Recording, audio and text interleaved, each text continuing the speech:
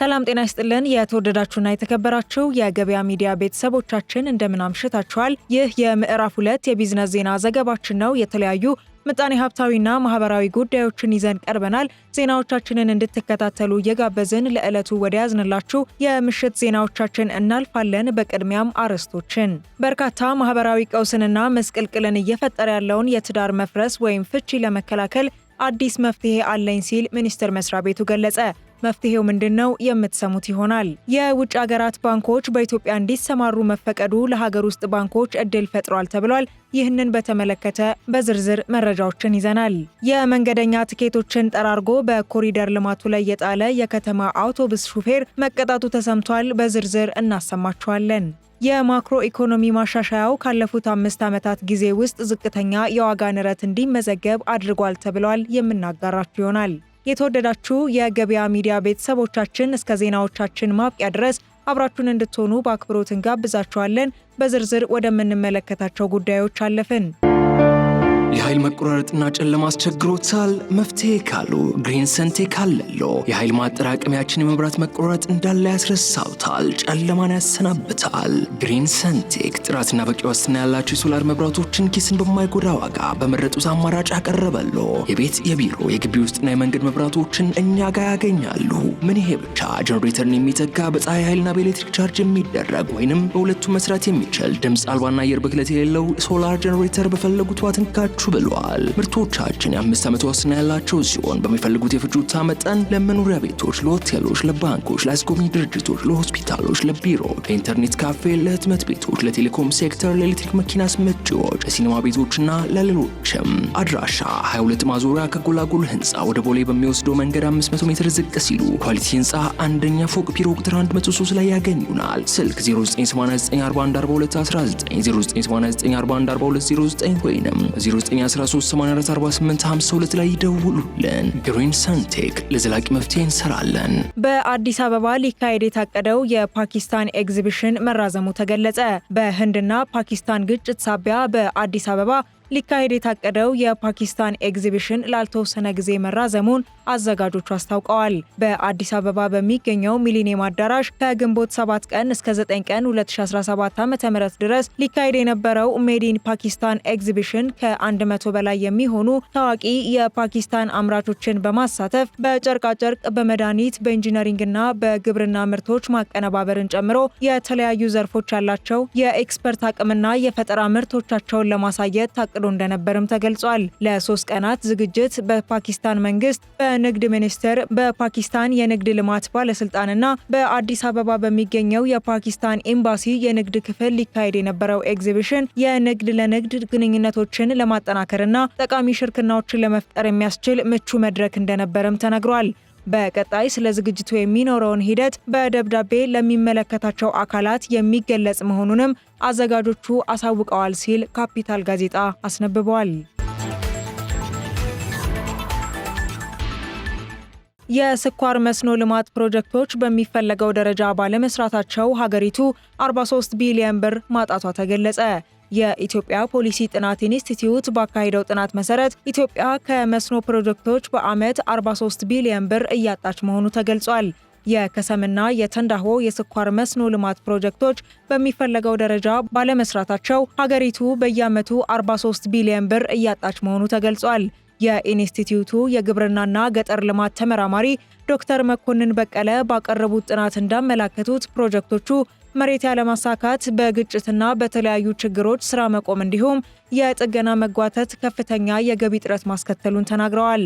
በተለይም የከሰም ፕሮጀክት ከታቀደው 20700 ሄክታር ውስጥ እየለማ ያለው 2000 ሄክታር ብቻ በመሆኑ በዓመት 10 ቢሊዮን ብር ገቢ እንዳይገኝ ሆኗል ሲል የኢትዮጵያ ፕሬስ ድርጅትን ጠቅሶ ያስነበበው ካፒታል ጋዜጣ ነው። በተንዳሆ ፕሮጀክት ደግሞ ከ9 ዓመታት በላይ ስራ በመቆሙ በዓመት 33 ቢሊዮን ብር ኪሳራ እየደረሰ መሆኑንና የአሌ ወሮ እንዲሁም ጎዴ ፕሮጀክቶችም በሙሉ አቅማቸው ባለመስራታቸው በዓመት 5.1 ቢሊዮን እና 6 ሚሊዮን ብር ገቢ ያጣች መሆኑም ተጠቁሟል። ያገለገሉ የመንገደኛ ትኬቶችን ጠራርጎ በኮሪደር ልማቱ ላይ ሲጥል የነበረ የከተማ አውቶቡስ ሹፌር መቀጣቱ ተገለጸ።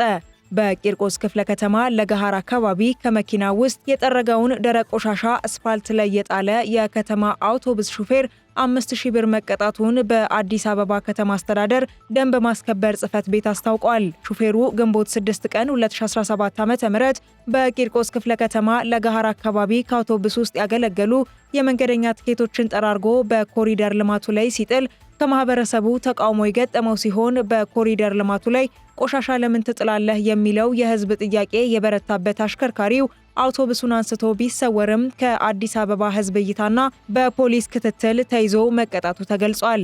የቂርቆስ ክፍለ ከተማ ደንብ ማስከበር ጽሕፈት ቤት ኃላፊ አቶ ዳኘ ሂርጳሳ ለአዲስ ሚዲያ ኔትወርክ ዲጂታል ሚዲያ እንደተናገሩት ድርጊቱን የፈጸመው ግለሰብ በጊዜው ተሽከርካሪውን ይዞ ከቦታው ቢሰወርም በተደረገው ክትትል ሹፌሩን ከነተሽከርካሪው በቁጥጥር ስር በመዋል መንገድ በማቆሸሽ ለተላለፈው የደንብ ጥሰት የገንዘብ ቅጣት እርምጃ መወሰዱን ገልጸዋል። በአካባቢው የነበሩ የከተማዋ ነዋሪዎችም የተሽከርካሪውን ታርጋ ቁጥር ለትራፊክ ፖሊስ በመስጠት በተደረገበት ክትትል በዛሬው ዕለት ቅጣቱን መክፈሉን አስረድተዋል። ህብረተሰቡ እንዲህ አይነት የደንብ መተላለፎችን ሲመለከት በ9995 የስልክ መስመር ጥቆማ እንዲሰጥ ኃላፊው ጥሪ ማቅረባቸውን አዲስ ሚዲያ ኔትወርክ ዘግቧል። ከዚህ ቀደም የአዲስ አበባ ከተማ አስተዳደር ደንብ ማስከበር ባለስልጣን የመጸዳጃ ቤት ፍሳሽን ከወንዝ ጋር በቀጥታ በማገናኘትና የተቀመጠውን ደንብ የተላለፉ ተቋማትን እስከ 1.5 ሚሊዮን ብር መቅጣቱ የሚታወስ ሲሆን ከአሁን በፊት ተቀጥተው ከድርጊታቸው የማይቆጠቡ ተቋማትና ግለሰቦችን በሪከርድ ቅጣቱን እጥፍ በማድረግ የሚወስደውን እርምጃ አጠናክሮ እንደሚቀጥል የአዲስ አበባ ከተማ ደንብ ማስከበር ባለስልጣን መግለጹን መዘገባችን የሚታወስ ነው። የማክሮ ኢኮኖሚ ማሻሻያው ካለፉት 5 ዓመታት ጊዜ ውስጥ ዝቅተኛ የዋጋ ንረት እንዲመዘገብ አድርጓል ተባለ። በኢትዮጵያ ብሔራዊ ባንክ አዘጋጅነት በዛሬው ዕለት በተካሄደው የኢትዮጵያ ፋይናንስ ሪፎርም አጠቃላይ በፋይናንስ ዘርፍ የተከናወኑ ተግባራት፣ በተገኙ ስኬቶችና ቀጣይ የትኩረት አቅጣጫዎች ላይ ገለጻ ተደርጓል። በዚህም የማክሮ ኢኮኖሚ ማሻሻያው ካለፉት 5 ዓመታት ጊዜ ውስጥ ዝቅተኛ የዋጋ ንረት እንዲመዘገብ ማድረጉን የኢትዮጵያ ብሔራዊ ባንክ ገዢ ማሞ ምህረቱ ገልጸዋል። የኢትዮጵያ የፋይናንስ ስርዓት እየገጠሙት ያሉትን ተግዳሮቶች በመቋቋም በምቹና በተረጋጋ ሁኔታ ላይ ይገኛል ያሉት የብሔራዊ ባንክ ገዢ አቶ ማሞ ምህረቱ የማክሮ ኢኮኖሚ ሪፎርሙ ለፋይናንስ ዘርፉ እድገት መሰረት የጣለ ነውም ብለዋል። የፋይናንስ ስርዓቱን ፈጣንና ቀልጣፋነት ለማረጋገጥ ቴክኖሎጂ ላይ በስፋት እየተሰራ ሲሆን የዲጂታል የገንዘብ ዝውውር፣ ብድርና ቁጠባ ላይ ውጤቶች መገኘታቸውን እንዲሁም ተወዳዳሪና ገበያ መር የሆነ የግሉን ዘርፍ ማዕከል ያደረገ ለውጭ አልሚዎች ክፍት የሆነ ቴክኖሎጂ መርና ከዚህ ቀደም ትኩረት ለተነፈጋቸው የፋይናንስ አሰራሮች ቅድሚያ በመስጠት አዳዲስ የቢዝነስ ሞዴሎችና ቴክኖሎጂዎችን ተግባር ላይ ያዋለ መሆኑም ተገልጿል። የኢትዮጵያ ፋይናንስ ፎረም እስከ ነገ ግንቦት 8 ቀን 2017 ዓ.ም እንደሚቀጥልም የኢትዮጵያ ፕሬስ ድርጅት መረጃ ያሳያል። የውጭ ሀገራት ባንኮች በኢትዮጵያ እንዲሰማሩ መፈቀዱን የሀገር ውስጥ ባንኮች እንደ መልካም አጋጣሚ በማየት በጋራ እንዲሰሩ ተጠቆመ። በባንክ ዘርፍ የተደረጉ የሕግ ማሻሻያዎች ለባንክ ዘርፍ አዲስ ምዕራፍ የከፈቱ መሆናቸውን የኢትዮጵያ ብሔራዊ ባንክ አስታወቀ። በብሔራዊ ባንክ የባንኮች ሱፐርቪዥን ዋና ዳይሬክተር ፍሬዘር አያሌው በባንክ ዘርፍ የተከናወኑ የሪፎርም ስራዎች ላይ ትኩረት በማድረግ በተደረጉ የሕግና ተቋማዊ ማሻሻያዎች ላይ ገለጻ ያደረጉ ሲሆን እነኚህ ማሻሻያዎችም አሁን ያለውንና በቀጣይ የባንክ ዘርፉን እድገት ከግምት ያስገቡ እንዲሁም የፖሊሲ ለውጦችንም የያዙ መሆኑን ገልጸዋል። በዚህም የውጭ ሀገራት ባንኮች በኢትዮጵያ የባንክ ዘርፍ ኢንቨስት እንዲያደርጉና ከሀገር ውስጥ ባንኮች ጋርም በጋራ እንዲሰሩ የሚያደርግ መሆኑን ገልጸው የውጭ ሀገራት ባንኮች በኢትዮጵያ እንዲሰማሩ መፈቀዱን የሀገር ውስጥ ባንኮች እንደ መልካም አጋጣሚ በማየት በጋራ እንዲሰሩ አሳስበዋል። አክለውም ባንኮች ቴክኖሎጂ ላይ ትኩረት በማድረግና አዳዲስ የፈጠራ ስራዎችን ወደ ተግባር በማስገባት ለደንበኞቻቸው ቀልጣፋና ጊዜውን የዋጀ አገልግሎት እንዲሰጡ ከማድረግ አኳያ አዲስ ምዕራፍን የከፈተ እንደሆነ በማንሳት የፋይናንስ ስርዓቱን ለማረጋጋትና በይበልጥ አካታች ለማድረግ ብሔራዊ የፋይናንስ ኮሚቴ መቋቋሙን ተናግረዋል። የተደረገው ማሻሻያ ማዕከላዊ የሼሪያ ቦርድ እንዲቋቋም ማስቻሉንና በቀጣይም በባንክ ዘርፍ ቴክኖሎጂን በማስፋፋት የሰው ሰራሽ አስተውሎትን በመጠቀም አገልግሎት አሰጣጡን ማዘመን እንደሚገባ መገለጹን ያስነበበው የኢትዮጵያ ፕሬስ ድርጅት መረጃ ነው። ወደ ትዳር ለሚገቡ ጥንዶች ስልጠና እየሰጠ እንደሚገኝ የሴቶችና ማህበራዊ ጉዳይ ሚኒስቴር ገለጸ። በዛሬው ዕለት የተከበረውን የቤተሰብ ቀን አስመልክቶ ሚኒስቴር መስሪያ ቤቱ በሰጠው መግለጫ የፍቺ ቁጥርን ለመቀነስ የቅድመ ጋብቻ ስልጠና እየሰጠ እንደሚገኝ ገልጿል።